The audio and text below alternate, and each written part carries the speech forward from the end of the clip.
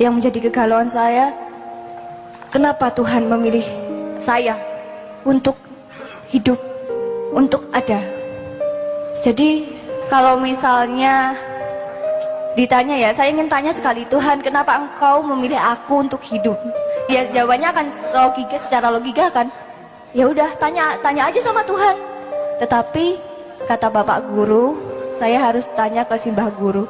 Dan mungkin saja bisa jawab. Terima kasih. Kasih. Kita niati aja karena sekarang tinggal 20 menit kurang. Kita niati maksimal sampai setengah 4 sisisan. Saya harus singkat dan saya mohon izin Sabrang dan Mas Suko untuk ikut mengingatkan. Tapi saya pasti tidak akan saya uraikan terlalu mendalam.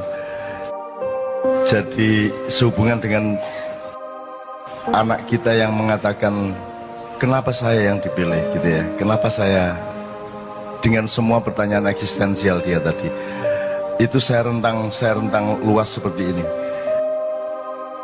Sabrang mengatakan beda antara identitas dengan personalitas ya. Kalau personalitas itu adalah kondisi alamiah Anda, identitas adalah yang Anda bangun secara budaya atau secara pemikiran, yang terapannya bisa di politik, bisa di organisasi, bisa di apa saja.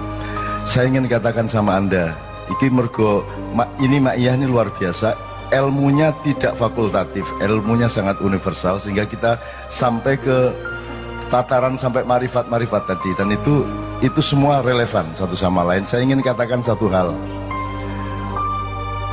bahkan tidak ada personalitas dalam kehidupan manusia aslinya. Anda jangan berpikir bahwa Nabi Muhammad adalah Nabi Muhammad. Selama kamu masih menyangka Muhammad adalah punya personalitas di mana dia adalah anaknya Pak Abdullah dan Ibu Aminah, Anda salah sangka.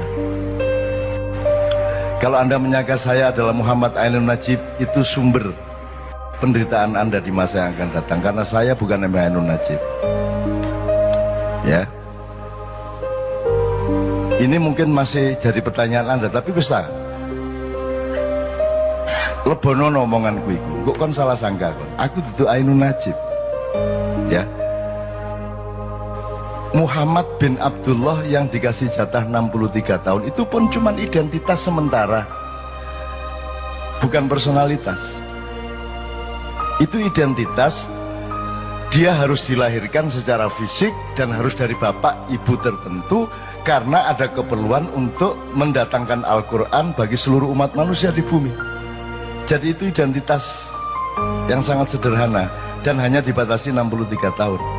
Kalau Anda bertanya siapa personalitas Muhammad, oh dia, kalau mau dicari katakanlah ada personalitasnya, oh dia lahir sebelum Jibril, dia lahir sebelum Iblis, sebelum Kanzul Jannah, sebelum Al-Khoshi, sebelum As-Sajid, sebelum Ar-Roki, sebelum yang paling roki, orang yang paling menundukkan badannya kepada Allah, orang yang paling mensujudkan wajahnya kepada Allah, orang yang paling bisa dipercaya untuk menjadi penyebar kesejahteraan atau bendaharawan surga. Dia adalah juniornya Muhammad. Jadi Muhammad itu bukan yang Anda kenal di Arab itu. Yang Anda kenal di Arab itu adalah resonansi dari personalitas Muhammad. Lagi nek anjane kate runu tak dudui kok. Ya, jangan disangka Muhammad bin Abdullah itu adalah personalitas. Itu cuma tugas sementara dan hanya sebentar sekali, yaitu 63 tahun.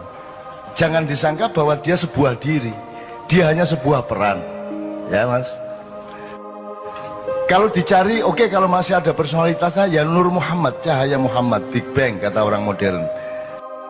Di mana Allah menciptakan cipratan cahaya yang kemudian menjadi kumparan-kumparan, terus kemudian membelah-belah menjadi planet-planet dan galaksi-galaksi, satelit-satelit dan matahari-matahari.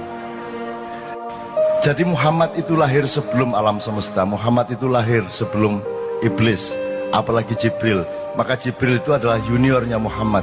Maka kapan saja Muhammad memanggil Jibril, Jibril akan datang. Bahkan Iblis yang disuruh berperan untuk menjadi musuhnya manusia dan musuhnya Muhammad itu bisa dipanggil, didawui, ditimbali oleh Muhammad kapan saja, dan apapun yang ditanyakan oleh Muhammad dijawab oleh iblis dengan sejujur-jujurnya.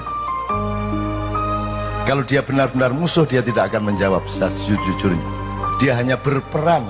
Jadi iblis itu cuma identitas, bukan personalitas. Anda jangan salah sangka. Nah, kalau dikejar lagi, sebenarnya tidak ada Nur Muhammad. Itu bukan personalitas, tidak ada diri yang sejati kecuali Allah itu sendiri subhanahu wa ta'ala.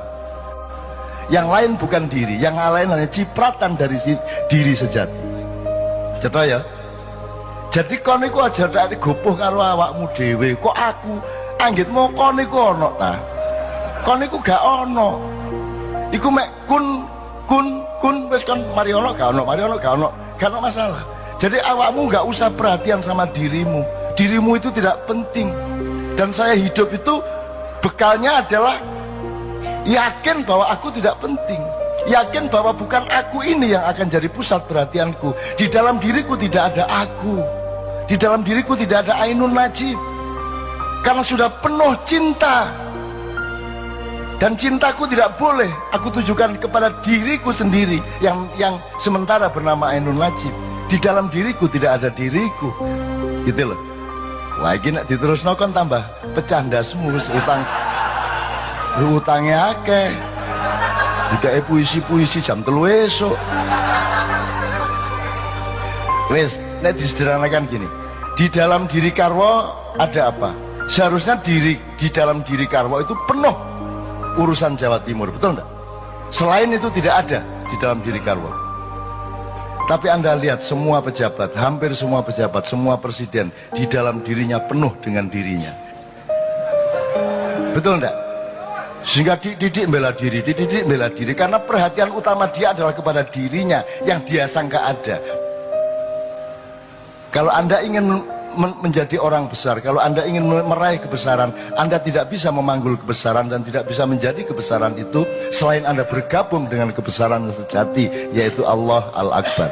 Kalau Anda bergabung dengan kebesaran Allah, maka engkau menjadi bagian dari kebesaran itu. Anda tidak bisa diganggu gugat oleh siapapun saja.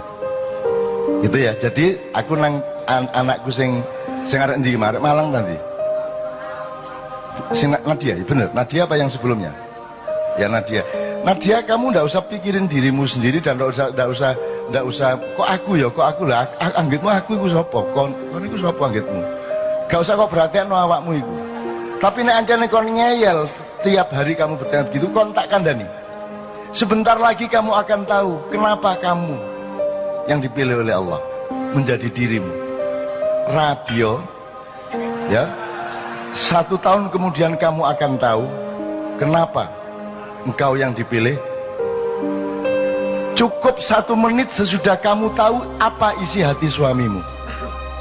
Nek kon wis ro isine atine suamimu, kon iso jawab pertanyaanmu iku mang. Dan percayalah, sampai akhir hayatmu kamu tidak benar-benar tahu isi hati suamimu.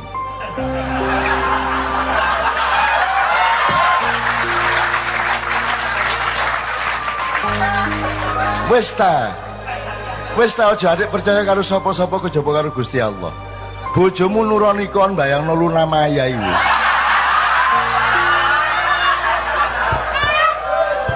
Jadi sudahlah, jadi kamu jangan tuntut suamimu kayak apapun dan jangan tuntut dirimu kayak apapun. Penuhilah dirimu dengan pekerjaan-pekerjaan dan perbuatan baik yang Allah perintahkan. Jadi dirimu adalah perbuatan baikmu itu, bukan Nadianya, bukan yang kamu sangka dirimu itu. Jadi orang yang masih sedih, orang yang masih pesimis, orang yang masih tidak punya semangat adalah orang yang salah sangka terhadap dirinya sendiri. Dan karena dia salah sangka kepada dirinya sendiri, maka dia juga salah sangka kepada dunia, dia salah sangka kepada apa saja, apalagi kepada Allah Subhanahu wa ta'ala. Dia pasti salah sangka. Wes ya. Cik iso diterusno iki, tapi cukup ya. Cukup. Dah. Jangan salah sangka kamu. Jadi dirimu itu ndak usah nulah, ndak usah peduli lah. Aku gak peduli kok. Aku gak peduli karo awakku. Dan aku sepi karena kadang-kadang aku ingat aku ini seolah-olah aku, tapi kemudian lupa lagi karena aku harus ketemu dengan bang-bang wetan. nanti pulang dari sini naik mobil dolek rawon rada eling meneh. Lho aku ndek endi rek? Ngono kan.